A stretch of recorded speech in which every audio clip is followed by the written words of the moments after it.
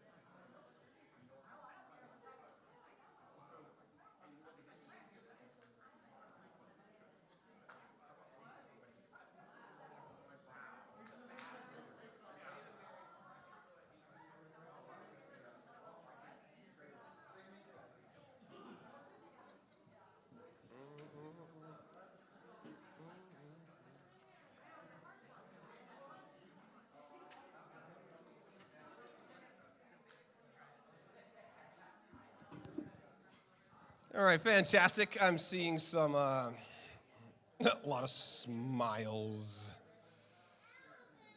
Right, Aowen? That's what I'm saying. Aowen, what was your biggest surprise? I wonder. I must say this. Moving to Coos Bay ranks way up there on my surprise list. But you know what? My biggest surprise is this. Finding out we were pregnant with our 3rd child. Oh my goodness. Okay, this is my 3rd child sitting right here. Okay, that changed my life. I mean, it's like, oh my goodness. We had our 2 kids. We had a boy and a girl. We were done. And then like 6 years later, Kim shows up to me. I got off the plane at the airport. She picked me up with a card that says, "Congratulations, you're going to be a dad again." And I was like, no, how? I mean, I know how, but how? It's like, what are you talking about? And even after she was born and I'm holding her, I'm like, how? Such a surprise.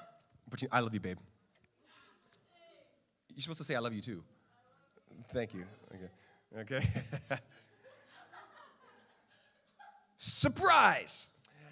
But on Easter Sunday, 2,000 years ago, there was a much bigger surprise than this one right here.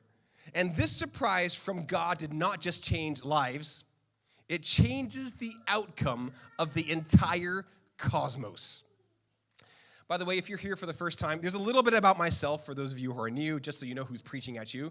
Okay, in case you haven't figured out, my mom is Chinese. Smile at me. Okay, my dad is Scottish. Nice combination. Okay, my wife is American, and obviously so is my accent. So there's a little bit of hodgepodge right there. I have 3 passports. I have a 23-year-old son living in Perth, Australia. If you've been to Perth, can I hear whoop, whoop? Okay. And he's recently married to a mega church's youth worship leader. That's cool, man. So I'm happy. My son's married. Good. I have a 22-year-old daughter living in Hong Kong, and she's the youth pastor at our previous church. And she's also the kids pastor at a completely different church down the road. Amazing. I also have a 15-year-old daughter here on the front row. She was a surprise. She's also an incredible blessing. I think she's going to solve world peace, world hunger, and all on the same day because she's a genius. And then my wife, Kim, who you saw just a moment ago, she's downstairs with the kids. She's one of those prophets who will scare you because she peers into your soul. You know, I was like, yeah, see, it freaks me out to live with her. Oh, my goodness. So that's my family. And speaking of family, thank you, Coast Life Church, for welcoming us into your church family. Aw. Genesis, can I hear it? Aw. Thank you. All right. We've been here for 9 months now, and we feel deeply loved and deeply accepted. Thank you very much. And you know what else? Jesus really, really loves his church. So much so that he died for his church, the bride, for us. And this brings us to that heartbreaking scene of true love. What do I mean? When the God of the universe has been whipped, scourged, back bloody. The betrayal, the pain, the shame, God in human flesh, bleeding. The walk through the jeering crowds, outside the city gates, to the place where they killed criminals. Here Jesus is suffering the same shame and torture as two criminals. Now, if you're kind of old school like me, you may have read some old translations of English in the Bible that says that Jesus was crucified between two thieves. But no, the Greek word is not the word for thieves. It's the word for rebels. It's the word for revolutionaries. It's the word for criminals that lead rebellions against Rome. And Luke, our author, wants us to see that here is Jesus dying a death that Rome uses to kill rebels. Hanging on a cross between two other revolutionaries that led uprisings against Rome. But Jesus is innocent. And yet here he is in the middle of these two revolutionaries, bearing the sins of rebellious man. That's true love. Happy Valentine's Day and Easter.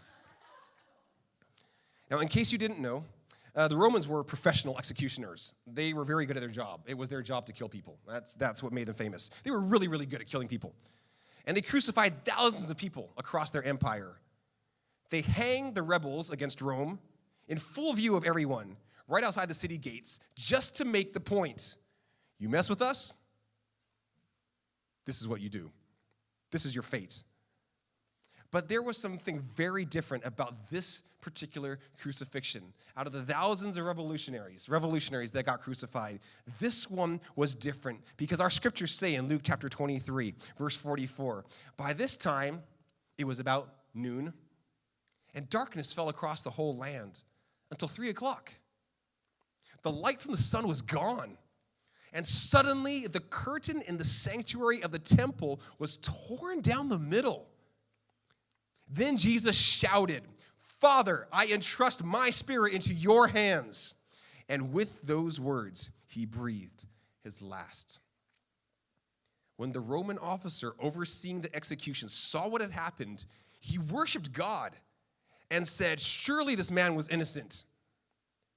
And when all the crowd that came to see the crucifixion saw what had happened, they went home in deep sorrow.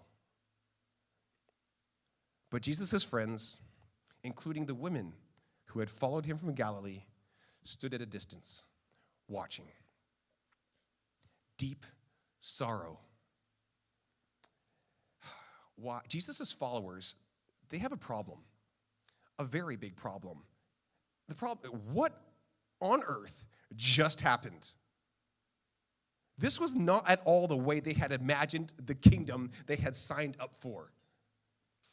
See, here's the problem. If Jesus were only a prophet, his death would actually not really be a problem. Why? Because many prophets had died cruel deaths and were now viewed as heroic martyrs. But this is the problem. Jesus' disciples had come to the belief that Jesus was more than just a prophet.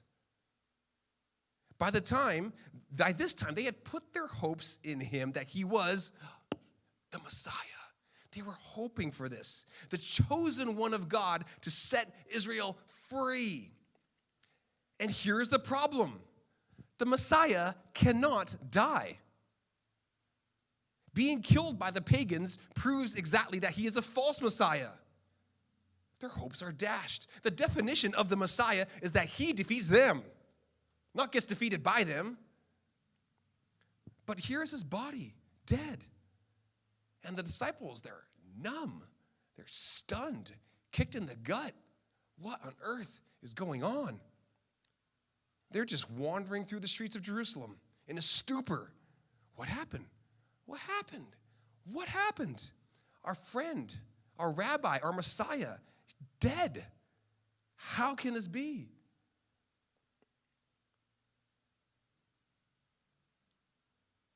But the story is about to take a turn. Are you ready? In our scriptures, Luke 23. Then Joseph of Arimathea took the body down from the cross and wrapped it in a long sheet of linen cloth and laid it in a new tomb. Turn to your neighbor and say, new tomb. That had been carved out of rock. This was done late on Friday afternoon, the day of preparation, as the Sabbath was about to begin. As his body was taken away, the women from Galilee followed and saw the tomb where his body was placed. Then they went home and prepared spices and ointments to anoint his body. But by the time they were finished, the Sabbath had begun. So they rested as required by the law. Now, most of us here in the USA probably have no idea what's going on in their burial customs. We have a certain way of doing things. They have a different way. Jews had a 2-stage burial. First stage, you lay the body on a ledge in a cave.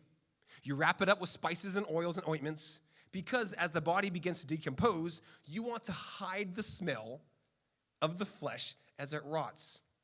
Ew. Now, why was this important? Because the tomb is a family tomb. You're not the only one in there. Uncles and aunts, grandparents and nephews, they share the tomb. So yes, it's possible that other people might die and need to be buried as well. Can you imagine if the corpse is rotting and smells disgusting and you have to come in and put another corpse in the tomb on another one of the shelves? You'd be gagging and choking.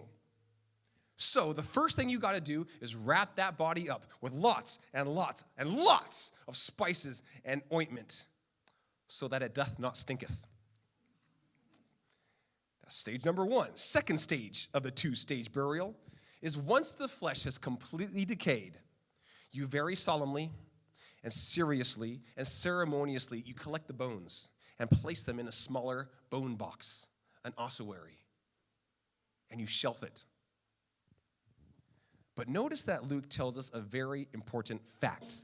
The tomb in which Jesus gets laid is a brand new tomb. Brand new means it's never been used before. No other bone boxes. Also, no other bodies in the tomb. One tomb, one body, no mistake. Just Jesus. You with me? So it's Friday evening in the tomb. And once the sun sets, the Sabbath begins, and you are no longer allowed to work. Can you imagine the conversations that Jesus' mom and the other women are having as they rush to kind of like, what are we going to do with Jesus' body? Come on, Mary, hurry up. Wrap up Jesus' body. The sun is almost setting, but it's not done properly. Look, we'll have to come back to finish this on Sunday morning. But that's gross. By Sunday, Jesus' body is going to be disgusting. It's like, come on, Mary, we must. It's the law. Let's go. So the women have to leave Jesus' body there, unfinished. And it takes 4 men to roll the stone in front of the tomb. Whoosh, clunk. And the Sabbath begins.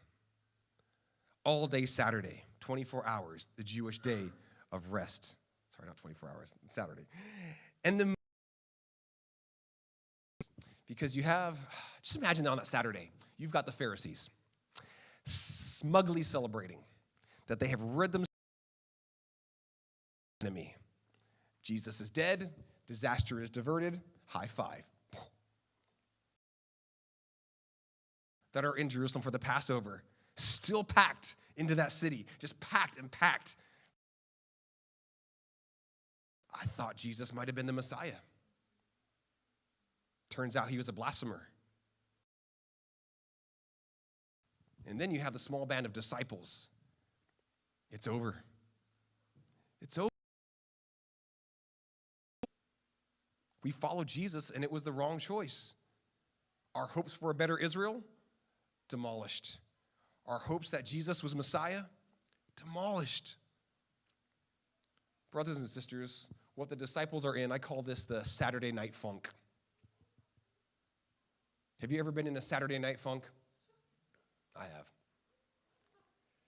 Just like the disciples, you've experienced such a kick in the gut that you have no idea what's going on. What? Where's God? What's happened to his will for my life? Why do bad things happen to good people? Where is the answer to my prayer? Why are things so difficult?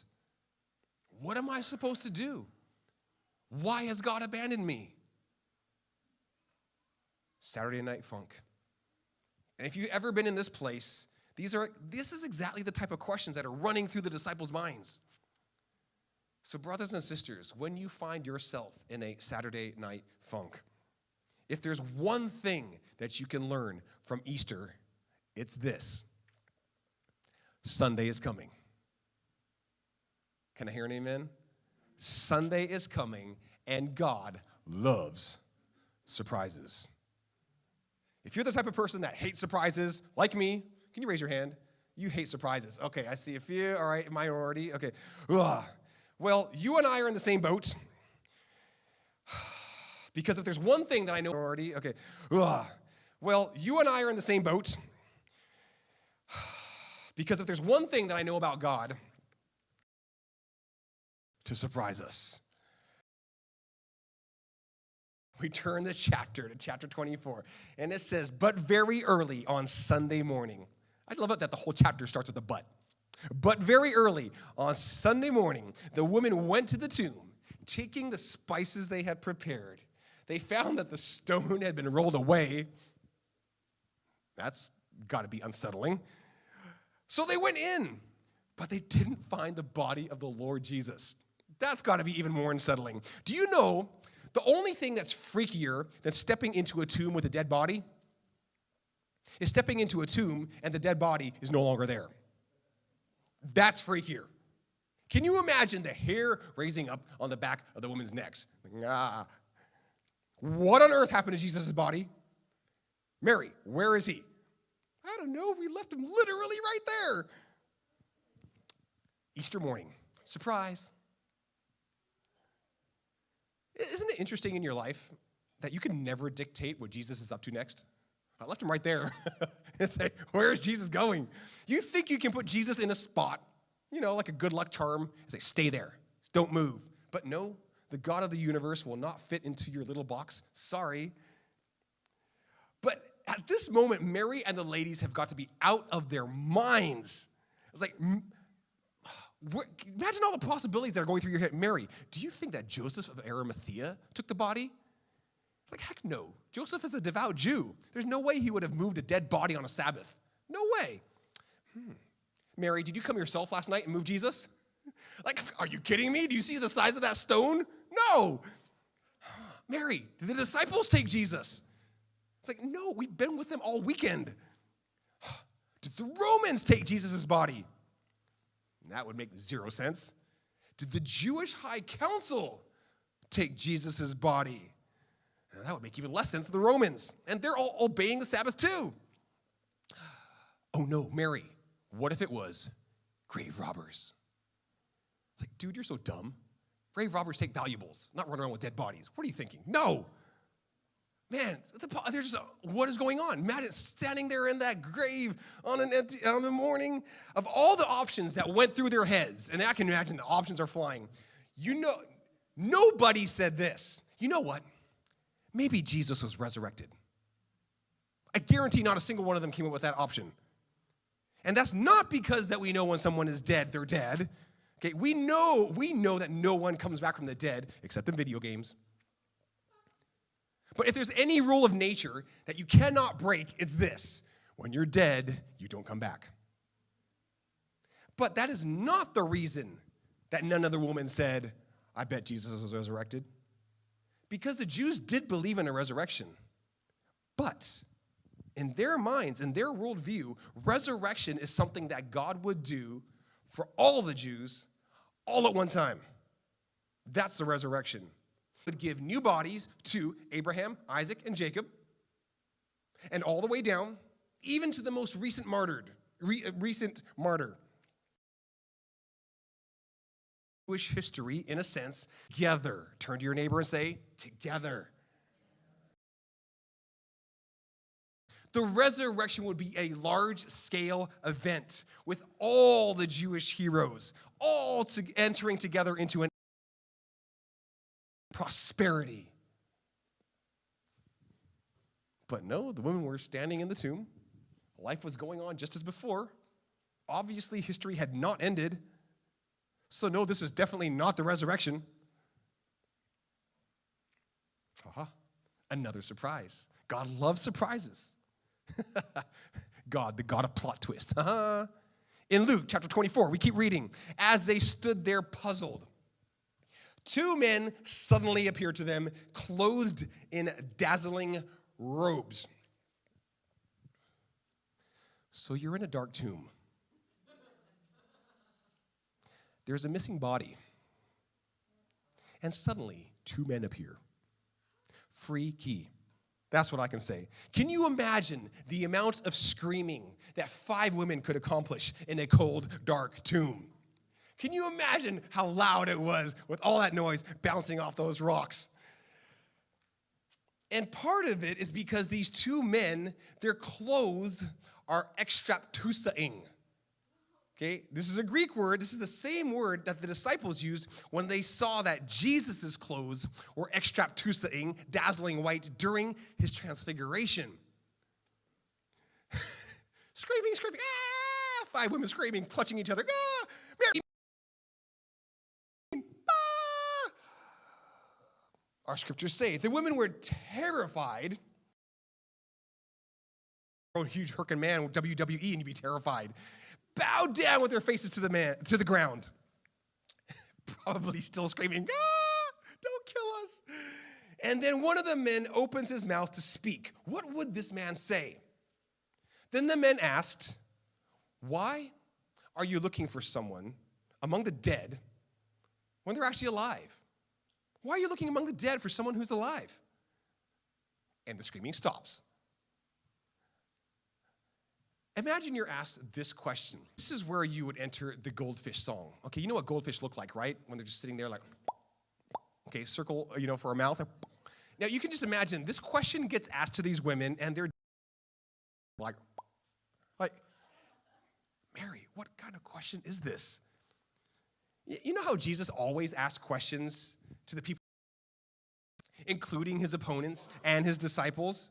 Which very often resulted in his opponents and the disciples doing the goldfish song. What did Jesus just ask? What? Now here the 2 glowing men are doing the same thing. And this time it's the women doing the goldfish song like, what? Why are you looking among the dead for someone who is alive? What do you mean? Maybe questions are a more heavenly form of communication. And the women are ridiculously puzzled. It's like, alive? But he's dead. Now, here's an illustration of what the angels were meaning. Okay, is if you wanted to come find me, Steve, to have a talk, where would you look for me? Okay, you would look for me in a coffee shop, a library, a beach. Okay, you would not look for me at the cemetery. That's just weird. In the minds of the angels, that's what they're communicating. Ladies, it is inappropriate to look for a living person in a tomb. What? Well, okay, that is a good point. Okay, if he was living, you wouldn't look, but he's dead. He's supposed to be in the tomb, right where I left him. Why does Jesus never tell him where I tell him to stay? Why does he never stay where I tell him? And then the 2 men just flat out say it. He isn't here. He is risen from the dead.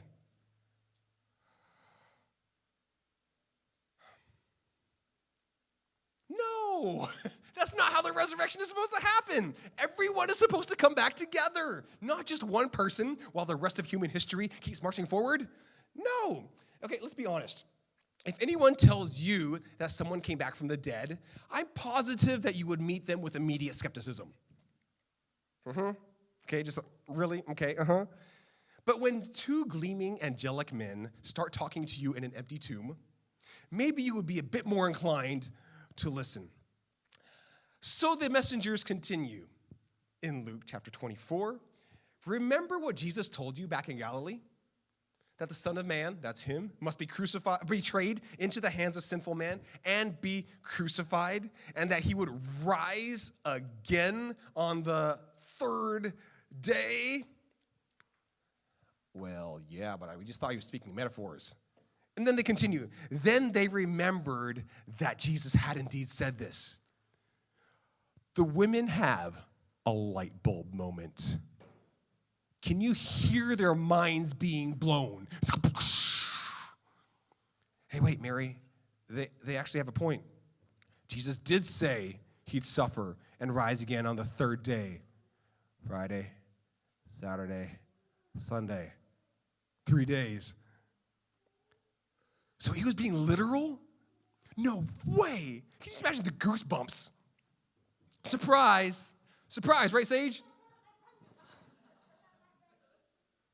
So, just like Sage, they rush back from the tomb to tell his 11 disciples. These women, okay, remember, women and men don't run, okay, in those days. They're very proper, okay? But they rushed back from the tomb to tell the 11 disciples and everyone else what had happened. It was Mary Magdalene, Joanna, Mary the mother of James, and several other women who told the apostles what had happened. I have a table here. We have 4 Gospels, Matthew, Mark, Luke, and John. Okay, each of them records some of the women at the tomb. Now, Luke, he loves eyewitnesses. That's his whole thing. He's always interviewing eyewitnesses, and so he names them here. We got this. We got Mary Magdalene, Mary the mother of James, Joanna, and some others.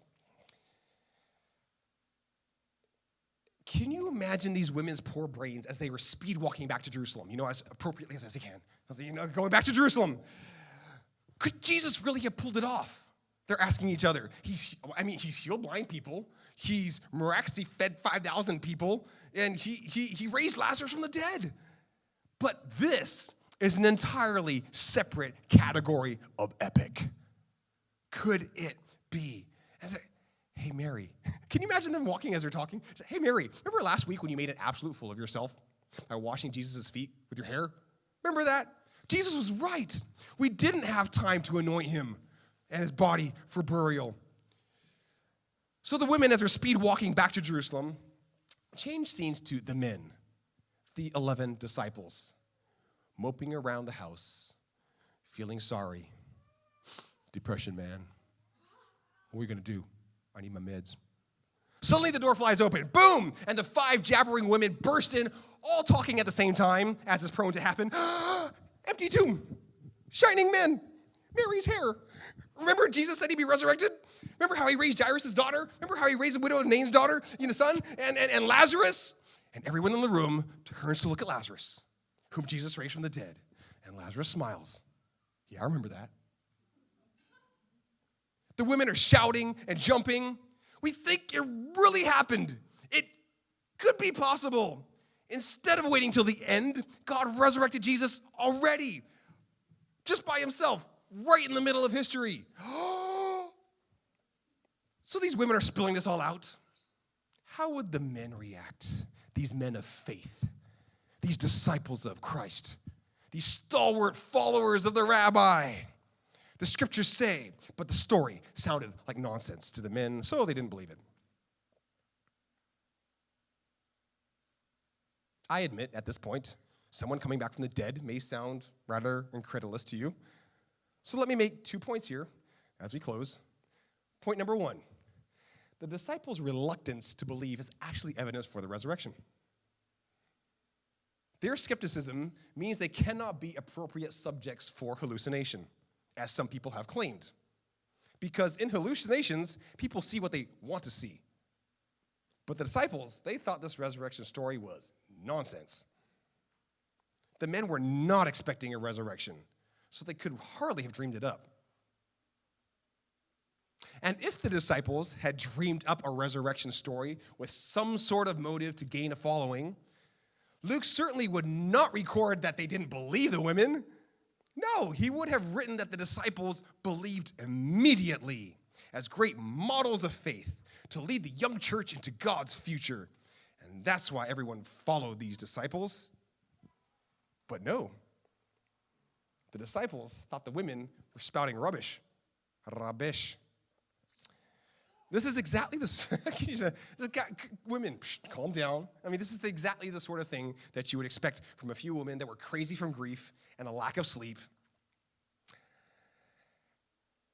But here's the second point.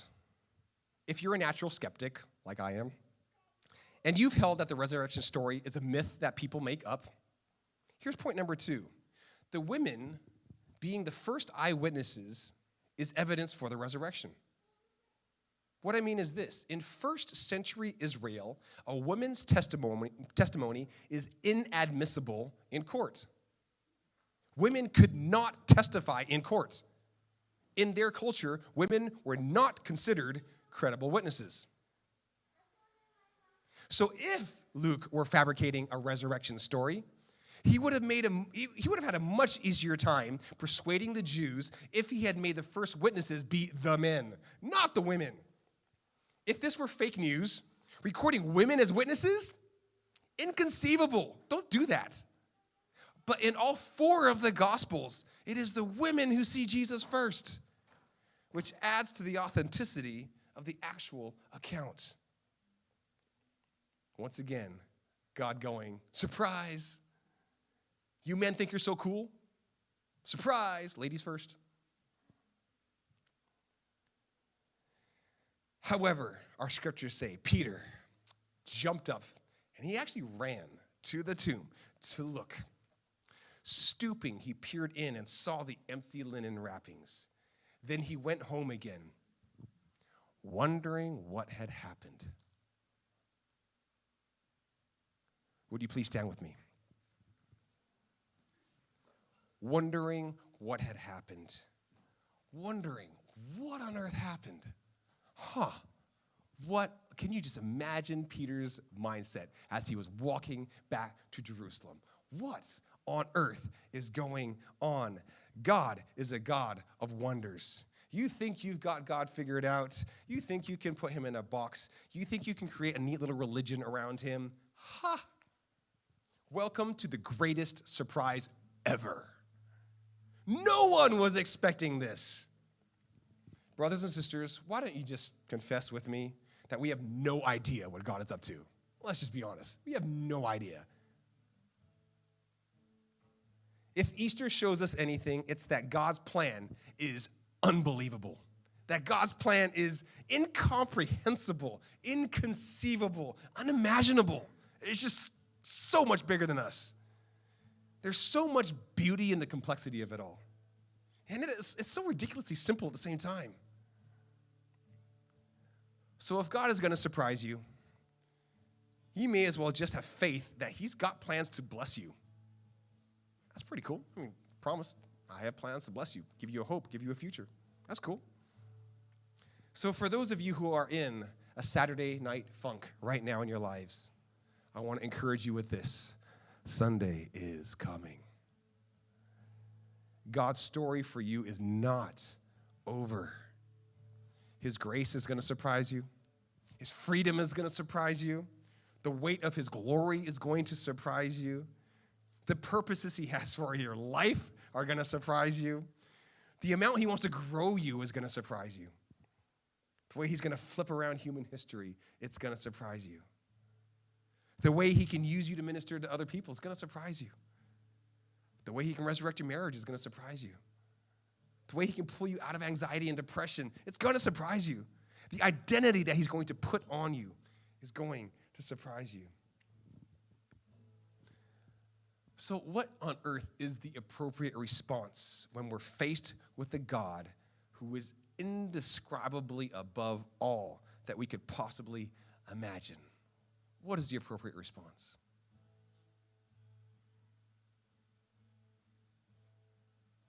We celebrate. We worship.